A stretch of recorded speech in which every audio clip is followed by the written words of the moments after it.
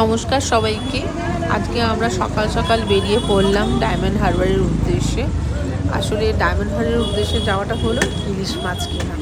আর আমরা যখন ঢুকলাম ডায়মন্ড হারবারের মাছের বাজারে, মানে ঝুড়িকে ঝুড়ি আর ভ্যানকে ভ্যান খালি আপনার ইলিশ মাছ ঢুকছে। যেখানে তাকাচ্ছে ইলিশ মাছ, যেখানে তাকাচ্ছে ইলিশ মাছ।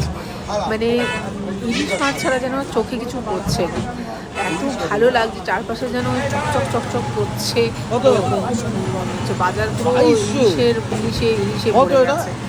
এত ভালো লাগছে, কখনো অন্য দোকানে, কখনো এই দোকানে, কখনো আবার অন্য দোকানে গিয়ে আমরা দেখছি ইলিশ মাছ। দেখতে এত ভালো লাগছে, কিনবো তো পরের কথা।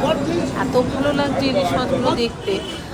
দেখুন, যেখানে তাকাচ্ছে সেখানেই যেন ইলিশ মাছ। আর মানে এই যে হাতে নিয়ে দেখছি ইলিশ মাছটা, এই হচ্ছে দরদাম করা চলছে, কত দামে কী দেওয়া হবে, কত দাম ওরা বাড়িয়ে দিয়ে রাখে।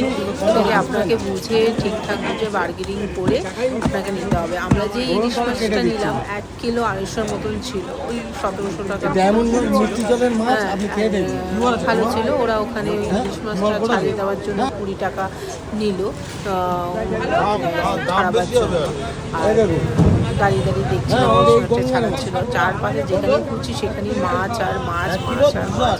নানা রকমের মাছ ছিল, কত রকমের চিংড়ি, কাঁকড়া, পাবদা,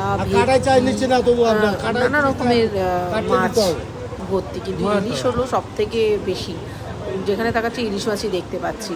আর এই যে আমাদের ইলিশ মাছটা এখানে রাখলো বটি দিয়ে, এবার এখন ওটা আঁশ ছাড়িয়ে করা হবে। আর পমফ্লেটও দেখলাম, খুব ভালো বড় বড় পমফ্লেট এসছে, ফ্রেশ একদম, খুব ভালো লাগলো। কেমন লাগলো আপনাদের?